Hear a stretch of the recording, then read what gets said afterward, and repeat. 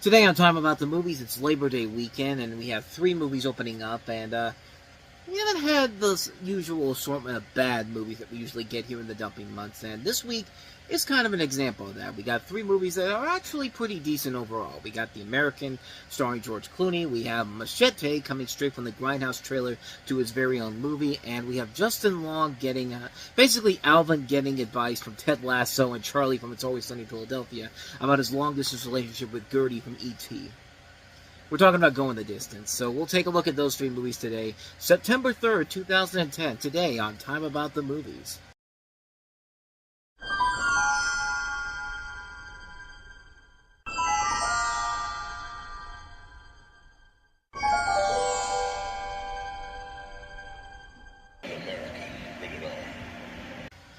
And welcome to Time About the Movies. Today we're taking a look at the 3 films that kick off the fall 2010 movie season on September the 3rd of 2010. And we start off, of course, with George Clooney as the American. And he stars as an assassin named Jack, who's a master craftsman. And when the job in Sweden ends up more harshly than expected for this American abroad, he vows to his contact Pavel that his next assignment will be his last.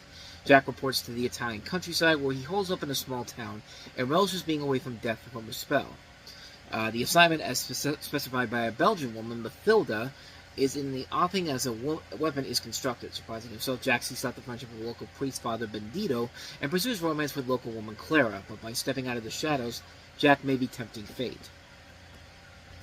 Now, something I thought was kind of interesting about this movie is that the writer of this is Rowan Joffe, who's the son of Roland Joffe, who gave us The Killing Fields and also The Mosquito Coast.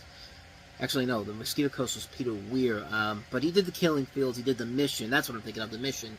And this is based off of a novel called A Very Private Gentleman, but the film takes a lot of influences from a lot of spaghetti westerns and a little bit of, Akira Kurosawa, too. Most of the influences come from, like, Once Upon a Time in Mexico, The Good, the Bad, the Ugly, stuff by Sam Peckinpah, and then you have very much a little bit of influence from, Kurosawa's classic epics like Ran and also Kagemusha. And you can definitely see that in this movie in particular. And George Clooney, once again, gives a very good, restrained performance that just fits this character so well. And it is a beautifully shot movie in general. And not just for the visuals alone, but, his girlfriend in this movie, Valenta Placido, there is definitely a scene in this movie where she is in the water. And let's just say that you see some privates of hers that are chef's kiss, if you will, very nicely put on the screen. And, I know what you're thinking, and yeah, I agree. I'm a sexist pig, but you know what? I was 21 years old back then. I'm a guy. I likes what I see. I'll just give me that, all right? Just give me that, all right? It's like when Durant Cinema talked about the From Dusk Till Dawn Steelbook cover, and he's just like, I love the way they use the image. That's my thinking when I see that picture. It's just like, I love the way they use that image. If you know which image I'm talking about, then you know that she is a pretty beautiful woman in here, and she works out very well as an actress too. She works out very well with Clooney, and the tension overall is very good. This was a film that got a lot of good reviews, but it didn't get the best audience reception. I think it got like a D- from CinemaScore when it came out, which I thought was too harsh on. I mean, yeah, it's not a great movie by any means. It's definitely not one of the best movies George Clooney has ever done, but at the same time, there's still a lot to admire about it. And I think time really has come and shown that this movie has more to it than people let on. This is a film that is very much an enjoyable film. It's a film that does have a lot of influences from spaghetti westerns, a little bit of Kagemusha, and even a little bit of some of those 60s Hitchcockian thrillers, too. I mean, the poster looks like something straight out of a Saul Bass poster from back in the day. But it's a movie that doesn't get the attention I think it deserves. I think it's a very good film. I think it's a well-made film. George Clooney does what George Clooney does best. What more can you ask for? The American. So let's go ahead and move on to the next movie we have here, and that is Machete. This is definitely the type of movie you open up on Labor Day weekend because, I don't really know why you would put this out on any other weekend, like an Easter weekend, like Grindhouse, but this is the perfect weekend to put a film like this out here. This is, of course, based off the fake trailer from Grindhouse, where you have the highly skilled Federale Machete, played by Danny Trejo, which I was actually surprised to see. This is actually his first leading starring role in a movie. He's been in a bunch of other roles as supporting characters, but this is the first time he's ever had the leading role in here, so hey. Took him long enough, but he's hired by some unsavory types to assassinate a senator. But just as he's about to take the shot, he notices something aiming at him and realizes he's been set up. He barely survives the sniper's blow and is out to seek revenge on his former employees with the reluctance of assistance of his brother Cheech Marin, who has become a priest and taken a vow of non-violence. If you hire him to take out the bad guys, make sure the bad guys aren't you. And confidentially, Cheech Marin... Okay, maybe he's not playing the same. I thought for some reason when I saw that, it's just like, wait, is Cheech Marin playing himself in this? But no, he's another character completely. He's a Padre, but in addition to Cheech Marin, you have a cast that also includes a lot of people in here. Steven Seagal in his first his theatrical role since Half Past Dead. Michelle Rodriguez, Jeff Fahey from The Lawnmower Man.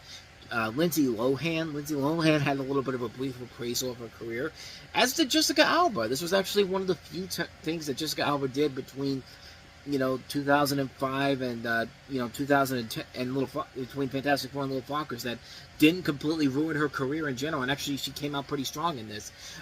Don Johnson, Robert De Niro plays the Senator, Shea Wiggum, Daryl Sabaro in a role that was actually supposed to be played by Jonah Hill, but he passed on it. But Tom Savini, Nimrod Antal has a cameo here. Of course, they directed Predators earlier in the summer. But this is a movie that is very much what the trailer promised in Grindhouse. This is a film that is so over-the-top ridiculous. It knows exactly what type of an action movie it is, and it just works on so many levels. It's a very fun film. It's a very clever film. It's silly, ridiculous fun. It just delivers on everything it promises and then some. And, you can definitely tell that this is definitely... It's what's interesting about this character is that he actually plays an alternate. Danny Trejo plays an alternate version of this character in the Spy Kids movies. And think about it, the Spy Kids movies are clearly family-friendly movies, and then you have Machete, which is just straightforward, is a R-rated raunchy, not even raunchy, R-rated exploitation film. It's like an alternate version of the character, but you could see that both of these characters would probably exist in the same universe. I mean, that's how crazy this whole thing is. I mean, I wouldn't have been surprised if Daryl Sabaro had a scene in this movie where he looks at Danny Trejo had a scene where he looks at Daryl Sabaro just like, Judy, is that you? It's just like he's like, damn, you got old, man. Like, just, I don't know, man. I just really enjoy this movie. It's a very good movie. It's a silly, over-the-top film. What more do you expect from a Grindhouse trailer brought to the big screen? Not the last time this will be done, but let's just say it's better than something like Thanksgiving was, which Thanksgiving worked because it was its own thing. It wasn't just the straight-up trailer from the Grindhouse trailer. It actually did something different with it. And Hobo with a Shotgun, which... actually, I thought I remember Hobo with a Shotgun being good. Actually, maybe...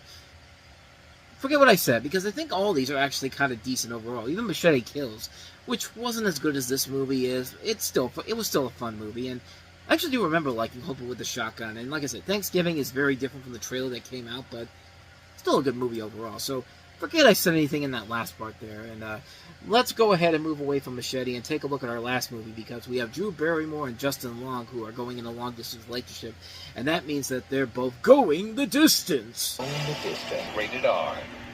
I sincerely apologize for that, for those of you who know the Cake song, The Distance. But come on, I had to do it for that. But you have a story about a young couple, played by Drew Barrymore and Justin Long, who fall in love one summer in New York City and try to keep their long-distance relationship alive when the woman heads home to San Francisco.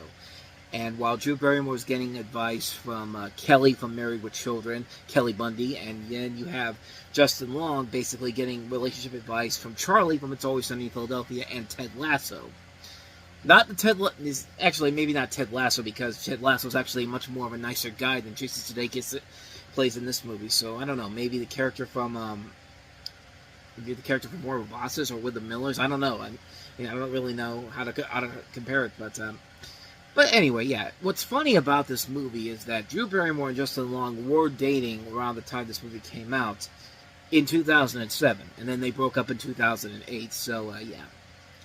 It had to be pretty awkward working on this movie again after they had broken up, but, hey, what do you expect? But hey, how about this? They actually made it work. You actually were able to still buy their relationship in general, and it doesn't feel like they're being forced into it per se, but that had to have felt really awkward when they both agreed to star in this and they had just broken up. I mean, that had to be something that had to be quite awkward the first time they figured this out. But you see the film, and you get pretty much what you expect from it. It is very much a standard romantic comedy, but as I said, if the chemistry is working between the two leads, you got a good movie that can work. And yeah, these two do work off each other very well. You see Charlie Day with his inner Charlie from It's Always Sunny in Philadelphia coming out there at the end of that trailer. I swear when I saw that, I thought it looked like somebody who was literally Charlie's mother on It's Always Sunny in Philadelphia. Misty Vaughn from Pee-wee's Playhouse. I can't remember her name, but yeah, that's my first thought looking at that. But either him or his grandmother, who knows? But yeah, it definitely is a movie that has a lot of flaws to it, but at the same time, there is a lot of fun, enjoyment to it. There's a lot of good comedy. Everybody plays their parts very well here. The 5 actors overall are really good. This director is Nanette Bernstein, who's mostly known for more works revolving around documentaries. She did The Kid Stays in the Picture, the Robert Evans one, and more recently she did the Hillary Clinton documentary. So her stepping out of that and going into a more scripted territory, not a bad job overall, but like I said, it's a standard romantic comedy, but definitely not a bad one either. It is just fine for what it is. Nothing too spectacular, nothing too amazing, but it's good. Not bad, not great, but good. Good overall. So that's all you can pretty much ask for with Going the Distance. And so with all that said, we wrap up another edition of Time About the Movies, and hey, we had a pretty good week of movies, which probably means we've got a bad week of films coming up, and sure enough, next time around, we only have 2 movies. We have Resident Evil Afterlife. And confidentially, if you've seen my other reviews of Resident Evil, don't expect anything to change with this one, honestly. But at least we'll have one good movie to look at, as we have the Joaquin Phoenix documentary, sort of. It's called I'm Still Here. It's around that time when Joaquin Phoenix was pretending like he was going through a mental breakdown or something like that. Of course, there was the infamous David Letterman moment where David Letterman was just like, sorry you couldn't be here tonight, Joaquin. But like, it's a documentary that basically is just like, it's basically, is he for real or is this part of a joke? And we'll talk more about that one, but it certainly is a lot better than Resident Evil Afterlife, I'll tell you that much. But we will take a look at both of those movies tomorrow on the show. But with all that said, thank you so much for watching this. I hope you enjoyed it. If you did, hit that like button, hit that subscribe button, hit that notification button. And also don't forget to hit our playlist, as well as check out the last episode we did. So with all that said, whether it's in the past, the present, or the future, I will see you at the movies. Take care.